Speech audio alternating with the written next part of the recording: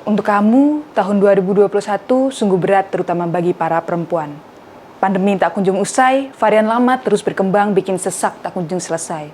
Melekat di ingatan kita, seorang mahasiswi berniat bimbingan skripsi malah dilecehkan dosen sendiri.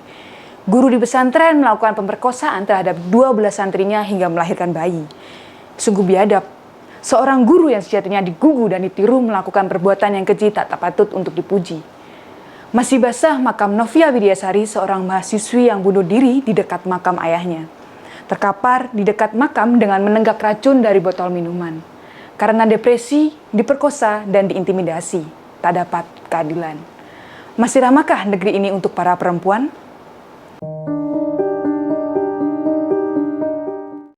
Komnas Perempuan sepanjang tahun 2020 mencatat data yang terkumpul dari Lembaga Layanan Pendataan Komnas Perempuan sebanyak 8.234 kasus kekerasan seksual.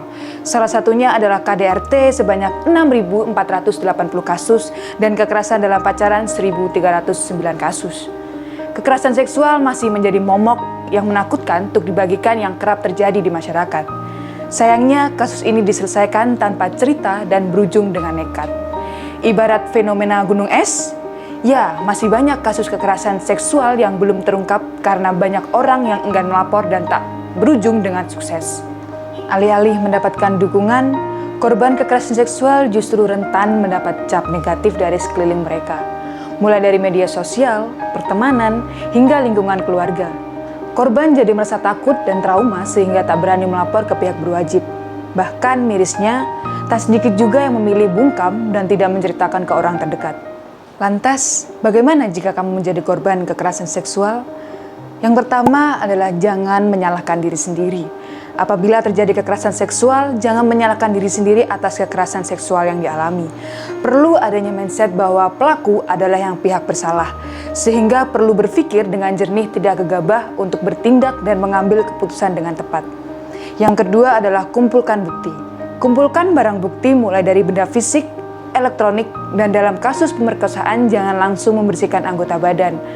Bukti bisa berupa baju yang dikenakan saat kejadian atau benda lain. Namun, ingat untuk tidak menyentuh barang bukti dengan tangan supaya sidik jari pelaku tidak hilang. Yang ketiga adalah cari dukungan. Saat ini mencari dukungan adalah langkah yang tepat supaya bisa meringankan beban trauma yang mungkin dialami. Cari dukungan bisa dari keluarga, sahabat, atau orang terdekat. Ceritakan kepada mereka tentang apa yang telah terjadi secara lengkap.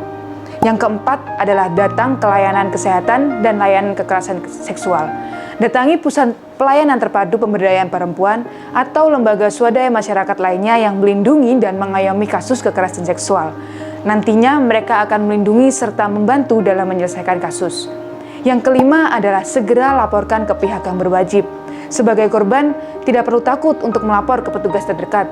Segera membuat laporan ke pihak kepolisian, terutama jika mengalami kasus pemerkosaan. Polisi nantinya akan memberikan surat permintaan visum atau surat polisi yang meminta dokter memeriksa tubuh korban. Apabila kamu adalah teman dari korban kekerasan seksual, yang dapat dilakukan adalah mendengarkan cerita korban. Jangan memberikan stigma buruk, memberi informasi hak-hak korban, jangan tinggal diam. Ikuti kegiatan advokasi korban dan dukung lembaga layanan dan perlindungan korban kekerasan seksual.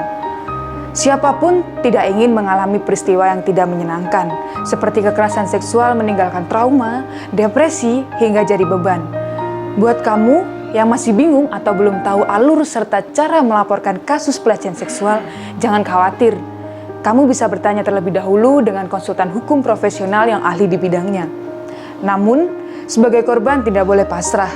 Kita berhak dan bisa menuntut keadilan untuk membuat pelaku ditangkap hingga jera.